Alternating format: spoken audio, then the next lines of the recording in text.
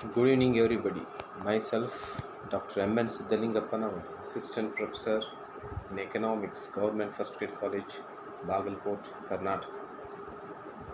Today, I am going to present a lecture on multinational corporations in India, opportunities and challenges.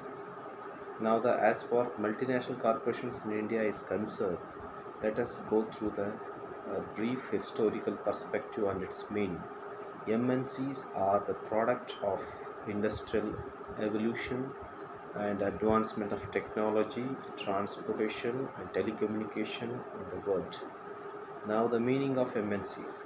MNC refers to a corporate giant business firm having extended its productive activity in many nations besides its home country. Now, according to the International Labour Organization, MNCs means the essential of the MNCs lie in the fact that it marginal managerial headquarters are located in one country, that is a home country, while the enterprise carries out operations in the number of other countries, that is host countries.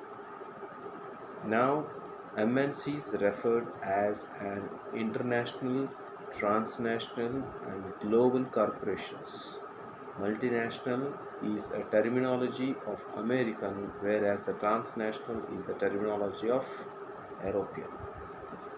Now, the MNCs are going to be classified into three main categories or groups according to the functions. First one is service MNCs. Now the 50% of income is going to be received through the services, then it is going to be classified as service MNCs. Similarly, the second one is manufacturing MNCs. The 50% of income is received by the manufacturing of multinational corporations. Such companies are categorized as manufacturing MNCs. Trading MNCs. At least 50% of income is received through the trade of multinational corporations, that is import and export of multinational corporations, are classified as trading MNCs. Now the features of MNCs. MNCs have managerial headquarters in home countries while they carry out operations in a number of other countries. The second one is a large part of capital assets of the parent company is owned by the citizens of the company's home country. Third one, decisions on new and local objectives are taken by the parent company. The fourth, MNCs are predominantly large in size and exercise a great degree of economic dominance. Fifth one, MNCs control production activity with large foreign direct investment in more than one countries. Then last one, MNCs are oligopolistic in nature. Now the opportunities of MNCs for in India. MNCs help to increase the investment, income, and employment opportunities in host country, that particularly in India. So it enhances the economic development of the country. The second opportunity is MNCs contribute to the rapid development of the country. And third one, MNCs help to promote exports of host country. Then fourth one, MNCs help in reducing its dependency on imports, since the multinational corporations are going to open the branches in respective other countries. Then the fifth one, the entry of MNCs in host country makes its market more competitive and it breaks the domestic monopolies, that is the dominance of domestic manufacturers. And sixth one, multinational corporations accelerate the growth process. Similarly, the growth of MNCs creates a positive impact on business environment, and multinational corporations are agents of modernization and rapid growth. Similarly, multinational corporations help in exchange of cultural values from one country to another country. And growth of multinational corporations help in improving the balance of payment status of host country. And last one, multinational corporations integrate national and international markets. These are the some important opportunities of the multinational corporations. Now, the challenges of multinational corporations. Few challenges are going to be explained here. The first one is drain of resources for profit maximization.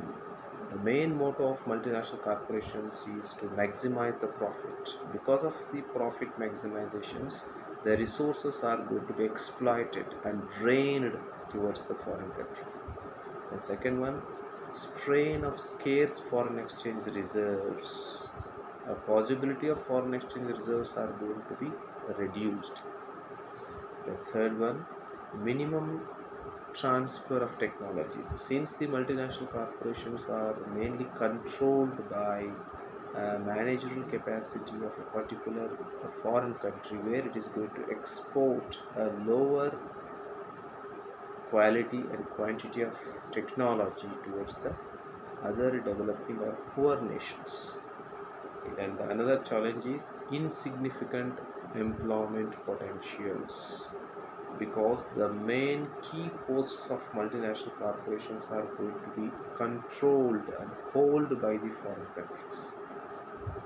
Then fifth one, interference of state sovereignty. There is a possibility of control of the nationality over by the multinational corporations.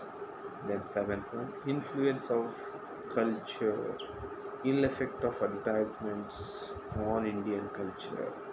And similarly, the multinational corporations are basically having high profit oriented, since they are going to neglect the customer's benefit and the quality and the service, and they mainly focus towards the profit. And there is a possibility of growth of monopoly, since there is a abolition of domestic industries or units. The multinational companies or corporations are going to have a monopoly power in the market.